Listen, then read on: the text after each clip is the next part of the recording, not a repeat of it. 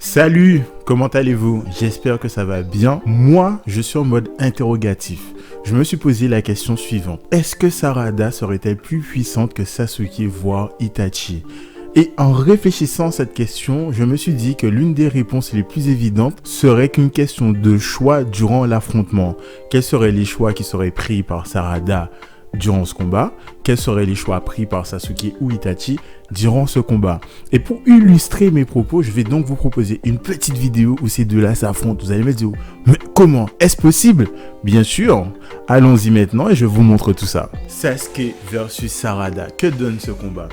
Directement, Sasuke commence très fort en invoquant sa version jeune, faisant un Chidori. Il essaie lui-même de faire un Chidori, mais il est dosé par les kunai de Sarada. Donc là, on a une Sarada qui arrive plus ou moins à temporiser la chose. Boum! Et là, tout de suite, nous avons Itachi qui a été appelé par Sasuke. Et là, nous avons le premier mauvais choix de Sasuke. Je m'explique, je vais vous remettre la scène et faire une petite pause. Vous voyez bien que là, tout l'échange a eu lieu en l'air. Et selon moi, ce que Sasuke aurait dû faire en appelant ce soutien, c'est accepter de prendre les combos aériens de Sarada qui de toute façon l'aurait ramené au sol, et ainsi, si son soutien était toujours actif, à savoir Itachi, en redescendant sur ce sol, il aurait eu des chances que Sarada se mange la Materatsu. Au lieu de ça, il esquive chacun des coups, quitte à sacrifier toutes ses barres de substitution permettant à Sarada de faire ce qu'elle avait à faire. Et là, tout de suite en redescendant, nous avons une deuxième erreur de Sasuke que nous ne comprenons pas.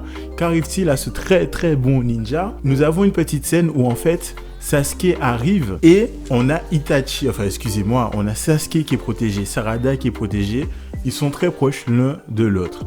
Et sachant que là, avec le soutien, Sarada ne pouvait pas bouger et faire grand chose. Il avait au moins deux choix évidents. À savoir, je vais vous l'entourer sur l'écran, utiliser ce petit objet qui sert à briser la garde et à étourdir son adversaire, ou alors de lui-même utiliser une chope sur Sarada. Il n'en est rien, il n'a rien fait de tout cela. Au lieu de ça, il a laissé Sarada se replier avant de faire sa chope, le laissant vulnérable, sans substitution et un coup de pied dans la bouche. Je trouve que c'est très cher payé là. Pour le moment, on ne voit pas le côté ninja de Sasuke parce qu'il devrait d'autant plus sauter, de faire de mouvements, on va dire presque imprévisibles, mais là il est assez statique et ce côté statique lui coûte très très très cher. On le voit avec cette chope que Sarada lui met deux petits pieds dans la bouche. C'est extrêmement dommage. Donc là je vous laisse regarder un petit peu le combat. Alors, nous avons encore un choix de Sasuke qu'on pourrait trouver discutable. À ce moment précis, je vous ai mis l'image en pause. Nous avons Sarada qui est en train de recharger son chakra, Itachi qui s'interpose parce que passé un certain stade, il décide de défendre son petit frère. Et là, on voit Sasuke qui part son épée, son chakra chargé, ce qui souligne que là, il va vouloir faire mal. Mais ça ne va pas marcher parce que pourquoi? Sarada aura le temps de se protéger.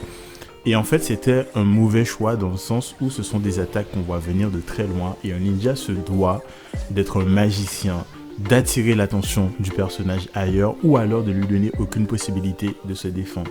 Et là encore, Sasuke prend encore cher parce qu'il n'a pas fait le bon choix.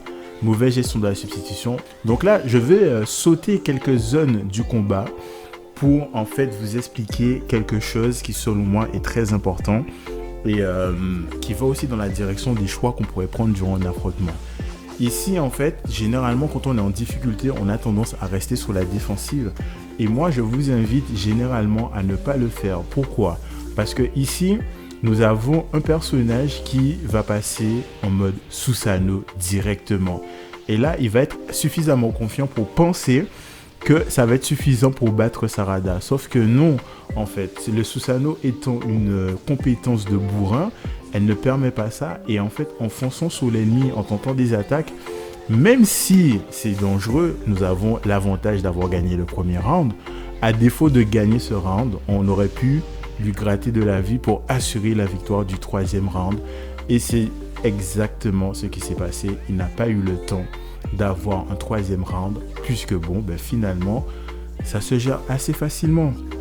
Donc, j'espère que cette vidéo vous aura plu. J'ai essayé d'amener une dynamique comme si je vous racontais une petite histoire en y introduisant quelques notions de jeu De toute façon, vous l'avez vu et constaté.